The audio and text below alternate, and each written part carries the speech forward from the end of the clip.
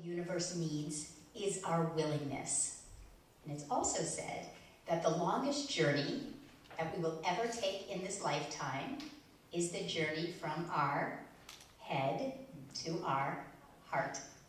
So it is this journey that I'm inviting us to take today together. So I'm hoping that you'll join me. Are you guys willing? Yes. On a journey from our head to our heart. Can't think of a better way to spend the morning, right? So picture this. It's 1 o'clock in the morning, quiet, dark, in my home.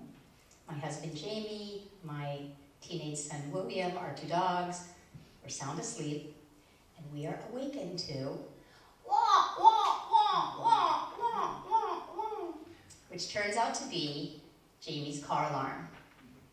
So he jumps up, goes to the front door to grab his keys to turn off his car alarm, and lo and behold, his keys are not at the front door. So it's still 1 in the morning, it's quiet in our neighborhood, except for, wah, wah, wah, wah. We begin scurrying around our home looking for the keys. Now, for any of you who know my husband, he's a singer-songwriter, he's extremely creative, and by creative, I mean that his keys could be anywhere in our home. They could be in his pants pocket, they could be in a jacket pocket, they could be in our kitchen, they could be in our refrigerator in our kitchen. So we're all looking for the keys, wah, wah, wah, 1 in the morning, and I go back into the bedroom and I see the keys and they're right on his bedside table. So I grab the keys, I go to the front door, he turns off his car alarm, we all exhale, it gets quiet and still again, I'm sure the neighbors are pleased. We're in bed, and Jamie turns to me and he says, "Those keys were not on my bedside table 5 minutes ago." And I'm thinking, yeah, it was the middle of the night, he jumped up, I'm sure he overlooked the keys. Didn't give it a second thought. Jamie then says to me, "I think that William took those keys and he's taking our car in the middle of the night." To which I replied, "Absolutely not. I am adamantly defending our 16-year-old son. There is no way that our son would have the nerve, with a learner's permit only, I might add, to take our car in the middle of the night. There's no way." So I didn't give it a second thought. I turned over, I went to sleep. Jamie, on the other hand, gave this some more thought. And he began to become aware of exactly where he parked when he pulled in the driveway. And he became aware of where his gas gauge was. And he became aware of the odometer. So I think you all know where this story is headed. Our teenage son was, in fact, climbing out of his window and had the nerve to take our car in the middle of the night and making light of it, because it's in hindsight now, putting himself and his friends in danger. So this was my life a few months ago. And I don't know about any of you all, but the first place that my mind went to, have you ever used these teachings against yourself? Yes. So the first place my mind went to was, holy moly, I'm a practitioner. How could my son be sneaking out? Something's wrong with me. If I was a better mom, my son would not be sneaking out. My son would be the adolescent in America that would be still walking the straight and narrow, as he's supposed to be doing, right? Something must be wrong with me. And yet, every morning in my meditation, I heard the same question.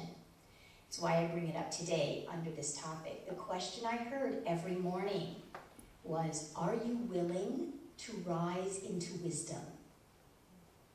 And I didn't know what that meant at first, because I was grappling with what is wrong with me that my son is having this behavior and moving through this. And every morning I got the same question. Are you willing to rise up into wisdom? Are you willing to explore wisdom? Are you willing? Are you interested? What in the heck is wisdom in the midst of this situation? And it began a deep journey for me, and it began a deep journey for our family. So I was being asked to move away from the questions that were asking, what's wrong here? What's wrong with me? What's wrong with his behavior? What's wrong with him? What's wrong with us? And to move into a space and an energy and a quality called wisdom that actually has no opposite.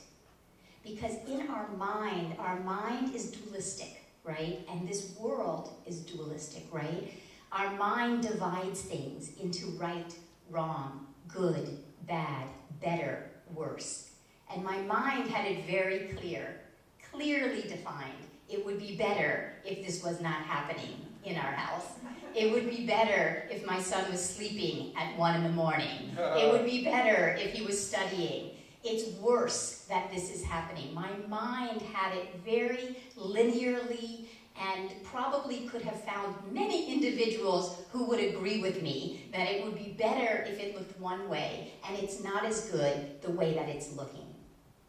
And yet and still, I was being prompted, I was being called, I could feel it inside of my consciousness every morning when I meditated, and it was asking me to rise up in my own consciousness.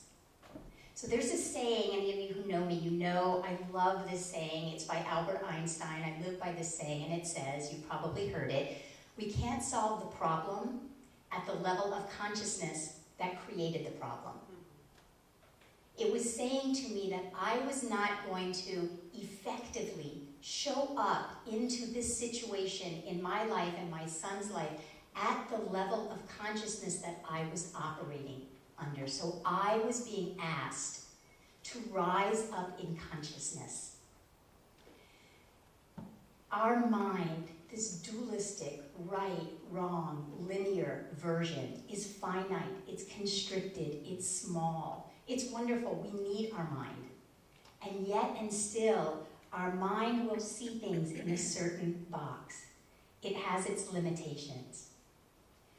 The willingness to rise up into our wisdom, especially in the midst of a situation that you may be going through in your world that doesn't look like a situation that perhaps you'd like to be going through. So I'm asking you, as we continue here this morning, perhaps there's something in your own life that you can travel this journey with. Maybe there's something that you're moving through in your life.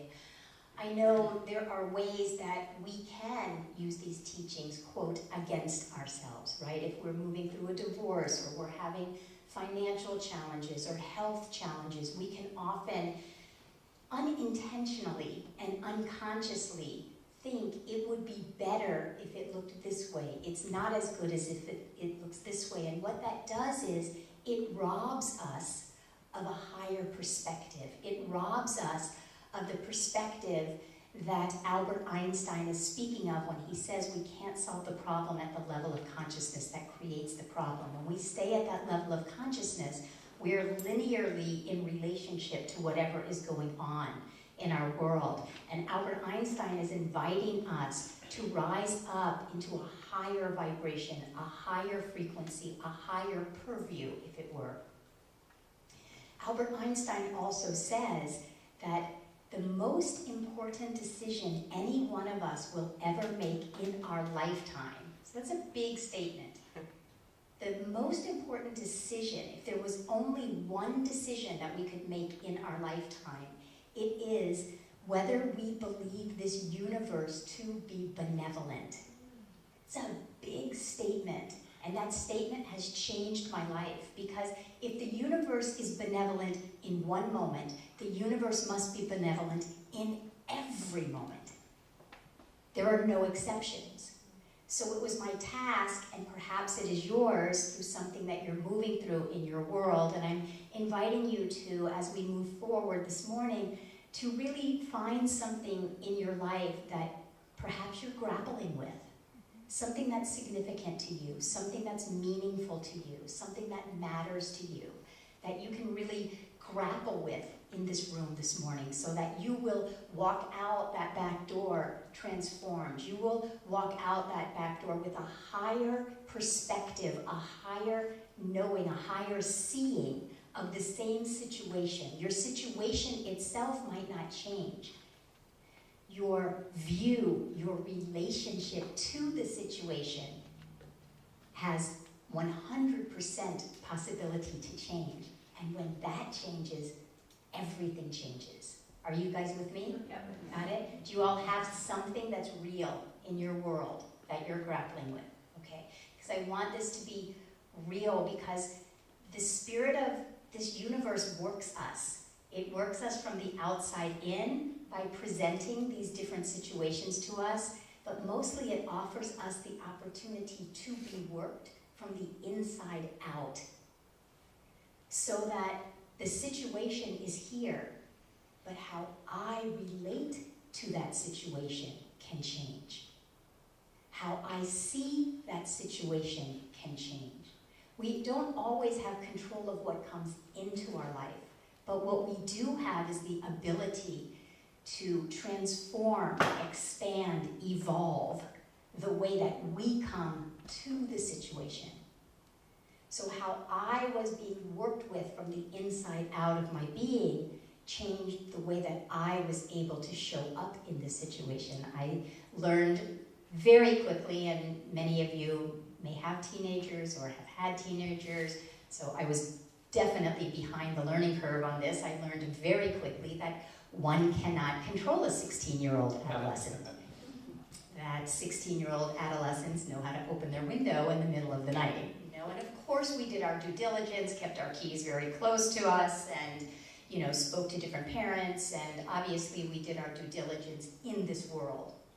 But my promptings in my meditation every morning were paradoxical, because my promptings in my meditations every morning were encouraging me and prompting me to rise up and not to ignore, not to deny, not to resist anything that was going on in the human world. I was tending to that.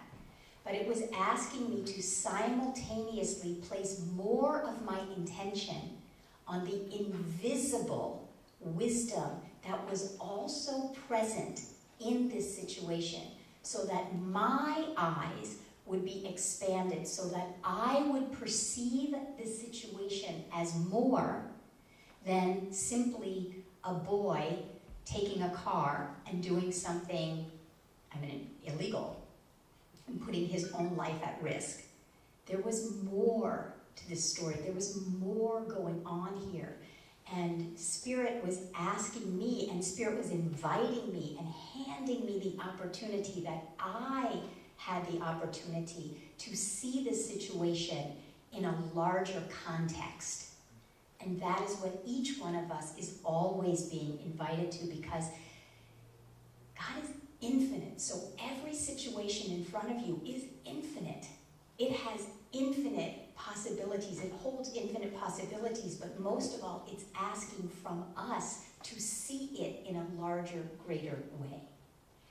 And so I was guided to look at this situation differently. And as I did, things began to come out from my son, things that he was moving through, ways that he was being challenged in his world.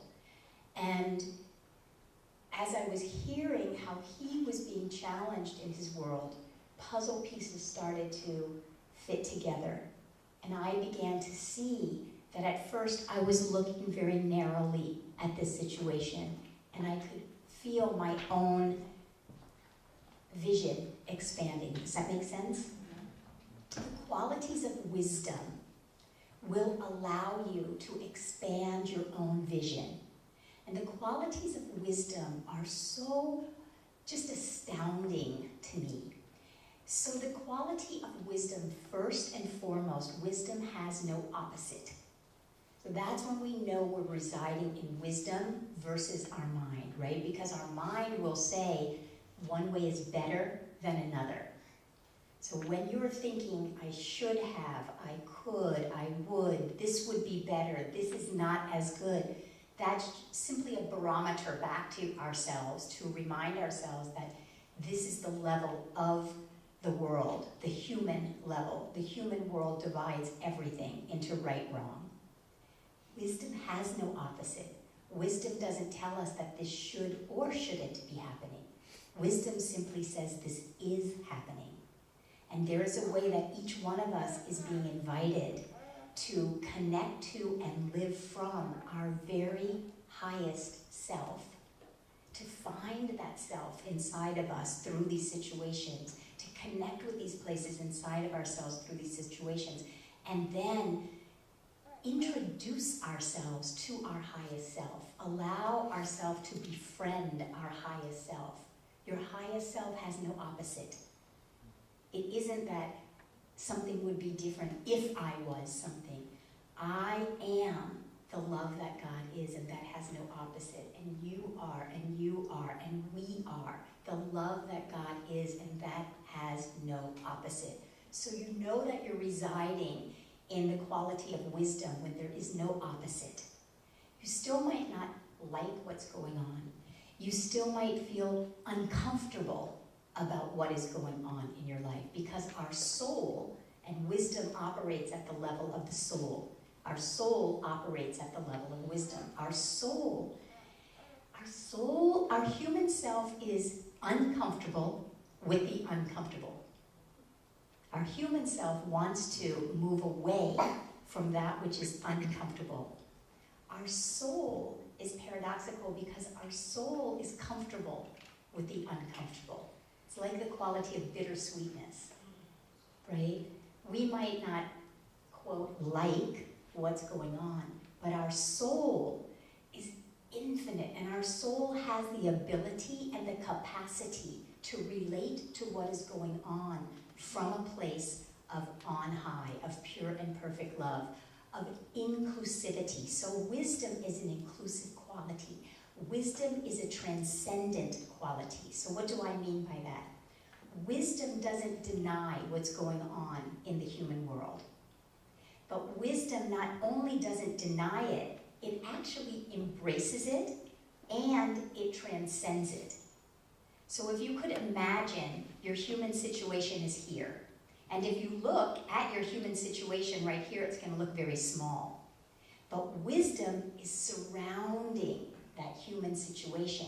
And the greater you allow your wisdom to be, the greater, the higher you allow your consciousness to expand, the smaller that human situation is perceived. Do you see? The human situation doesn't actually change, but your perception of it will either see it as something small in the big scheme of things, meaning that you are able to embrace it. You are able to become a container that doesn't need to deny what's going on, doesn't need to fight against what is going on, doesn't need to resist what is going on, but you may be called to have a very deep journey within yourself, to be able to shift and transform, transmute, and evolve the way that you are perceiving that situation. And if you're willing to take that journey, and as you take that journey, and as your perspective begins to change the way that you see the situation, then you are transformed. And what we are seeking, and what I was seeking through this situation with my son, became less and less and less about trying to control the situation and manipulate the situation and hope that it would stop happening. And it became more and more and more about tuning in and turning on to what that still small voice of intuition was telling me. And moment by moment by moment, it would tell me what question to ask my son, what to allow him to do, what to not allow him to do. It was a still small voice. I used to have this argument with God, quite frankly. Why in the heck, if you are omniscient, would you call it a still small voice? Why in the heck wouldn't you make it like a loud, resounding voice to get my attention? Stop trying to control the situation. Simply, it just seemed to me, if I was omniscient, it would be very helpful to have it like a megaphone, right? Coming through a microphone. Come on, people. And I learned over the years that it is a still small voice, and obviously, probably most of you all know, again, I'm slow on the learning curve, but I learned that it's a still small voice, and that's what makes it exquisite. Because we have to turn away from our own mind. We have to turn away from the conditioned mind. We have to turn away from the very sometimes loud voice of society and culture. If I had turned to society and culture, and I'm certain if I turned to any one of you, you would agree with me, it's not so great that my son was taking our car in the middle of the night. Society, culture, of course, I'm going to have agreement on that. And yet, what we're being called and asked for is to quiet that loud voice. And it doesn't mean that there's anything wrong with that voice. That voice is giving us guidance. It means that the still small voice that resides deep within each one of us has the ultimate information for us. And so for whatever it is that you are moving through in your own world right now, there is individualized wisdom, individualized insight, individualized messages encoded for you according to your own soul path. So someone else might be guided in my situation to act A, B, C, and D way. I was guided to act X, Y, Z way because I was listening for what was a fit for me on my own soul's journey in the context of what was happening in my world. And each one of you, that is why we need to turn away from culture and away from society often and turn towards our own intuition. Intuition is a sister, it's a cousin to wisdom. They're like siblings, they're family. Intuition, wisdom. Why? Because intuition is that still small voice that resides within us, and that still small voice that resides within us is our very connection to the voice of God, the voice of pure and perfect love that has the capacity to see every situation from on high. It has the capacity to see whatever you're moving through and going through from a higher vibration and frequency. Make sense?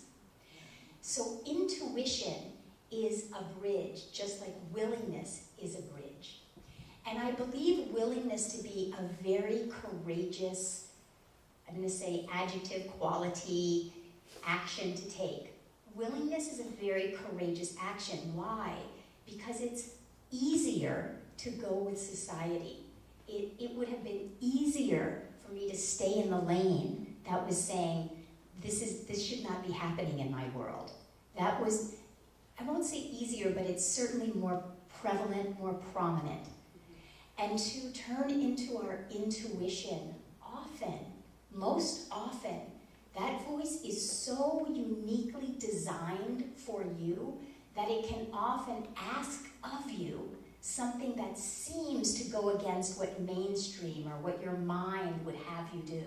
It would have you not act necessarily in accordance to how you would think that you would be asked, right? Someone may have a dream to sing, and your mind might be telling you, you have to pay the rent. And so it might be telling you, maybe don't go after that dream this week. Maybe wait until next week. But maybe your intuition, when you tap in there, is saying, rush out to live your dream.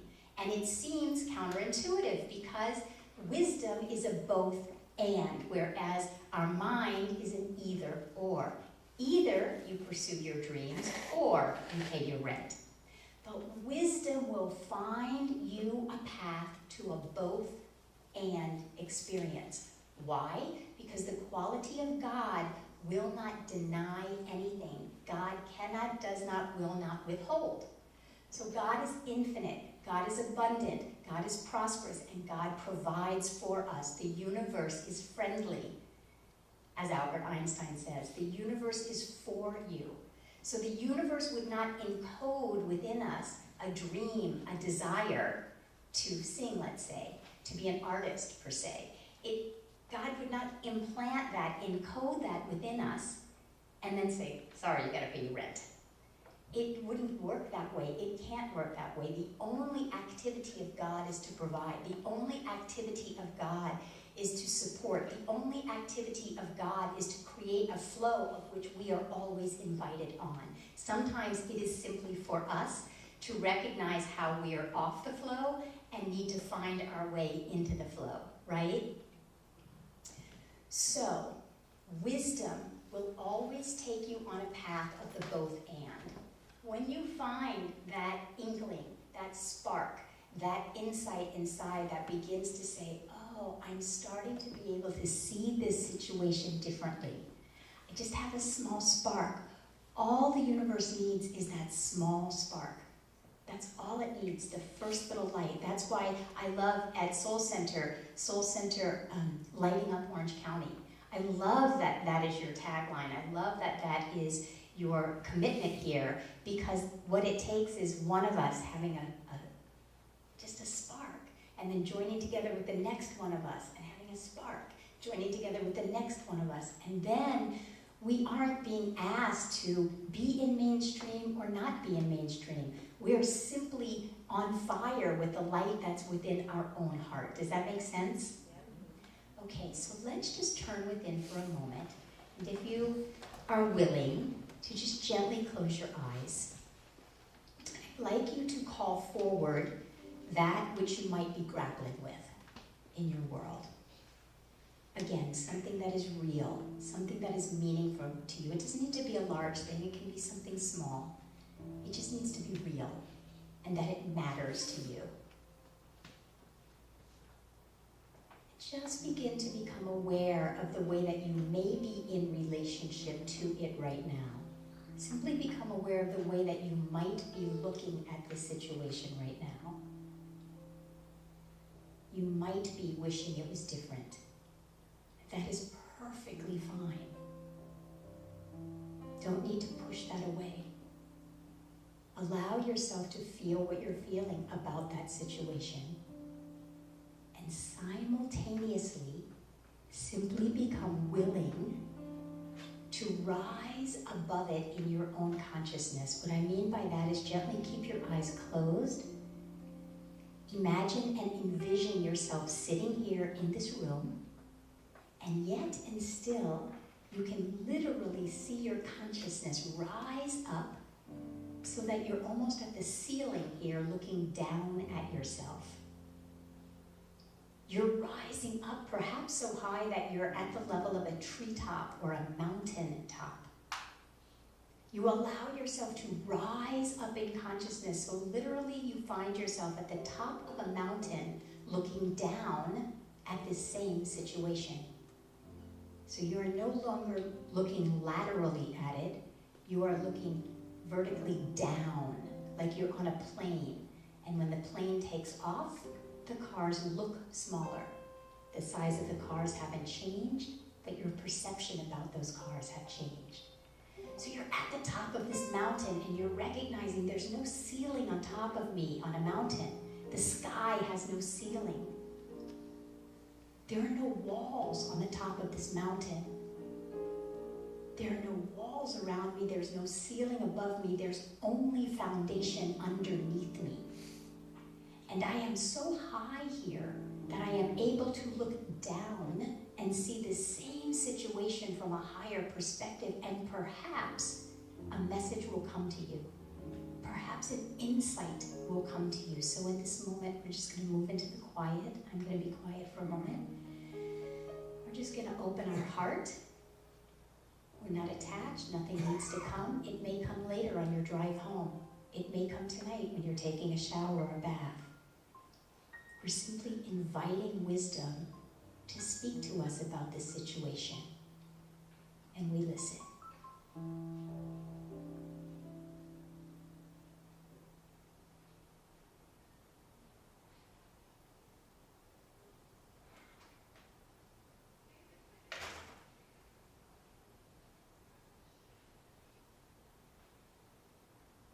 This journey that you are on in this moment, insight, a message might come to you in one moment.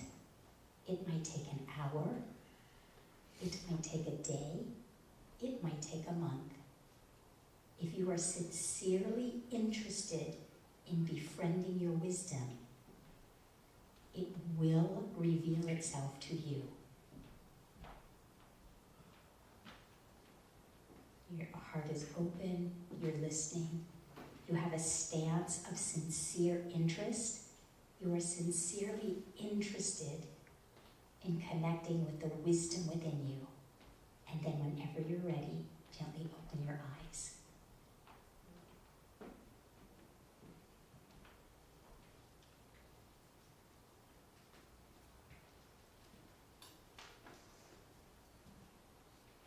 If it feels comfortable, just place your hand on your heart.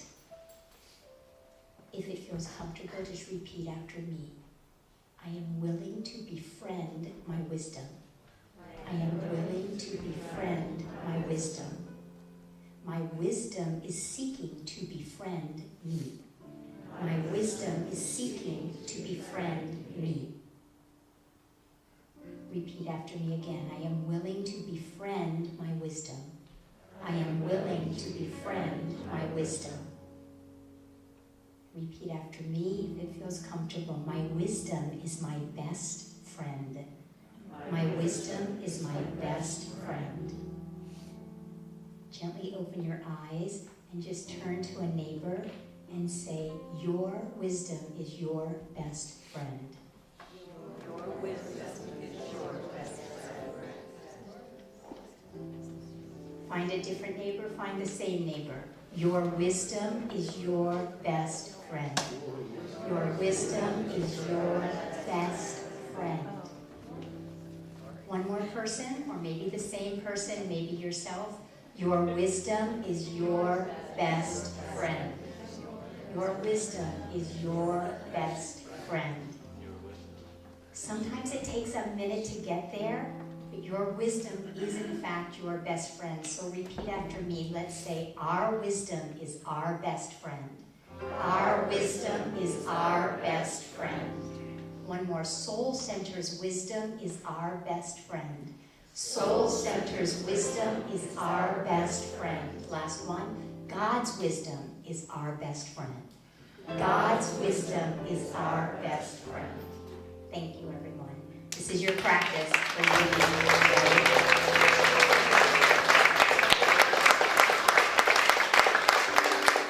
So let's pray on this. Let's just gently turn within. How deeply grateful I am that the presence of wisdom is here, active in this space. How grateful I am for each and every individual who has shown up here, for I know that wisdom is seeking each one of us. And I know that before we rise up from the chairs we sit in, wisdom will find each one of us. For there is a spirit and a presence of God that is right here, the most high, pure and perfect love, the high vibration, the holy vibration of love that includes all things, that leaves nothing out. Nothing is outside of the embrace of love. There is no situation, circumstance, individual in your life that is outside of the love of God, the wisdom of God, your own love, your own wisdom. May we have the eyes to see the inclusivity that is right here available to us. May we have the eyes to see the wisdom that is right here available to us. So I know that eyes are changing, perspectives are changing, transforming, evolving right here where your health is concerned, or finance is concerned, relationships are concerned, a divorce is concerned, a marriage is concerned, a birth is concerned, anything and everything that you might be grappling with in your life. Right here, the spirit of wisdom, the quality of wisdom, the frequency, the vibration of wisdom is seeking to find you. How grateful I am to know that we are changed out of our willingness today. And what I know most of all is that as we do leave this place, that the spirit of wisdom, the quality of wisdom is within us. And it is expanding within us, and it continues to grow and reveal itself to us throughout this day, throughout this week, that the spirit and the presence and the energy of pure and perfect wisdom, our own inner wisdom, is befriending us in this moment and throughout this day. The spirit and the quality of wisdom is asking us to trust it, to trust that place of pure and perfect intuition within us. So I know that I know that I know that everything is unfolding for our good. Can we agree on that? Yes. Everything is working together. I am deeply grateful. I release this word. I know that it is done, and so it is. Amen. Amen. Thank you, everyone. Thank you, everyone. Thank you. So we are inviting our beautiful ushers up. This has become my own individual favorite time of the service because it invites us really into our heart. It is a time of conscious giving. As Patricia and Jessica had said at the beginning, and I don't know if all of you recognize this, but this entire community is volunteer-based. So it is because of the generosity of spirits coming together that we are able to be here. So we are graciously and gracefully giving back to the richness and the couples ministry and the men's club and all of the offerings that are here. So I'm grateful, and ushers.